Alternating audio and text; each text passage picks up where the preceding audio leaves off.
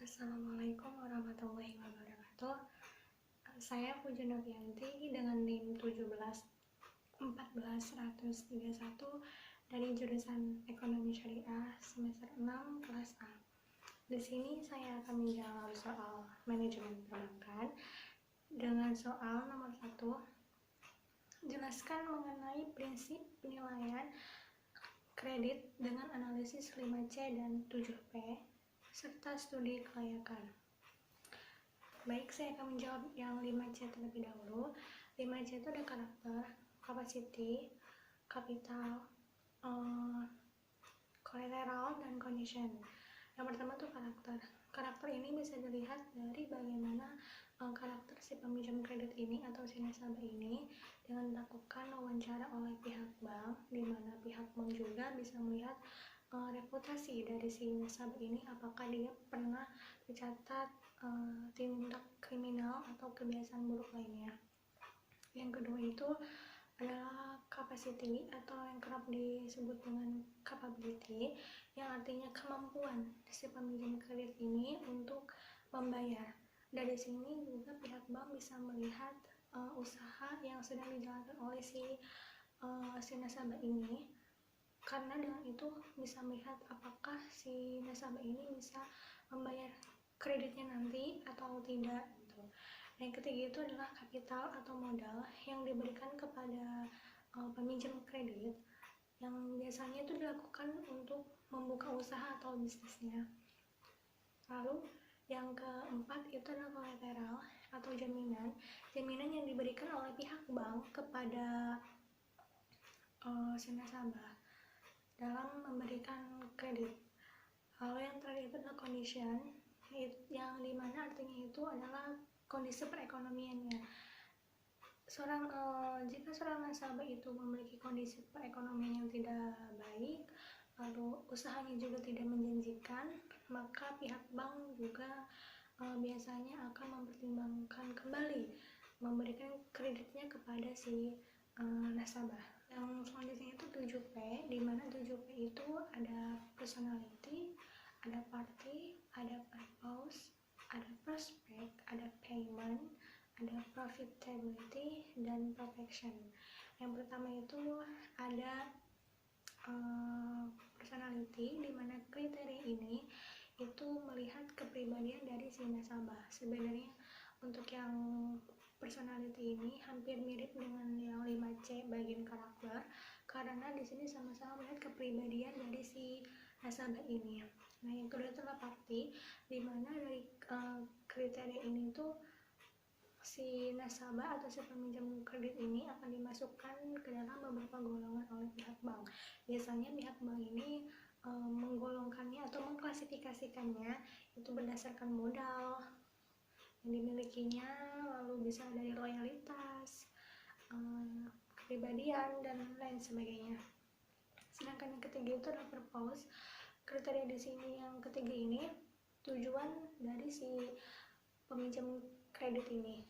Dia meminjamkan kredit ini kepada bank, alasannya untuk apa? Apakah untuk membuka usaha, untuk investasi, untuk biaya pendidikan, atau biaya konsumtif, dan lain sebagainya. Selanjutnya itu adalah prospek, di mana prospek ini adalah prospek usaha dari usaha yang dijalankan oleh si calon peminjam. Tentu saja prinsip ini tuh khusus bagi para calon peminjam yang meminjam kredit ini untuk modal usahanya gitu. Dan yang kelima itu ada payment. Payment ini, kriteria ini berkaitan dengan yang sebelumnya, yang prospek ini, karena dari payment ini kita bisa melihat, dari kriteria ini kita bisa melihat apakah si nasabah ini bisa membayar kredit ini dengan baik atau tidak, dengan dilihat dari usaha yang sedang dijalankannya, prospek usahanya gitu, apakah dia mampu membayar atau tidak. Dan yang keenam itu ada profitability. Kriteria ini juga berhubungan dengan kriteria sebelumnya, karena dari sini pihak bank bisa melihat apakah calon peminjam kredit ini mampu menghasilkan laba rugi dari usaha yang sedang dikelolanya. Yang terakhir itu ada protection. Protection ini mirip dengan yang kriteria 5C bagian kolateral, yaitu jaminan, karena jaminan dari pihak bank ini yang diberikan oleh pihak bank ini kepada si nasabah tidak hanya berupa aset atau barang, tetapi juga bisa berupa asuransi yang diberikan oleh pihak bank kepada si nasabahnya. Selanjutnya itu adalah studi kelayakan. Selain prinsip 5C dan 7P, penilaian kredit ini juga dapat dilakukan dengan studi kelayakan, di mana studi kelayakan ini dilaksanakan terutama untuk bagi mereka para calon peminjam kredit dengan jumlah yang besar. Adapun penilaiannya itu meliputi sebagai berikut. Yang pertama itu ada aspek hukum, aspek pasar dan pemasaran, aspek keuangan, aspek operasi atau teknis. Yang kelima itu aspek manajemen, aspek ekonomi atau sosial, dan yang terakhir itu adalah aspek AMDAL. Selanjutnya itu nomor 2, di mana pertanyaannya itu Kalisa ingin menerbitkan deposito berjangka waktu 3 bulan pada Bank YZ dengan nominal 300 juta. Pembayaran bunga langsung masuk ke dalam rekeningnya yang berada di bank tersebut. Bunga yang diberikan oleh pihak bank sebesar 10% per tahun dan dikenakan pajak 15%. Berapakah jumlah bunga yang dibayar bank setiap bulannya, dan hitung pula jumlah bunga yang diterima oleh Kalisa selama jangka waktu 3 bulan. Jawabannya akan saya jelaskan pada gambar yang akan saya tampilkan.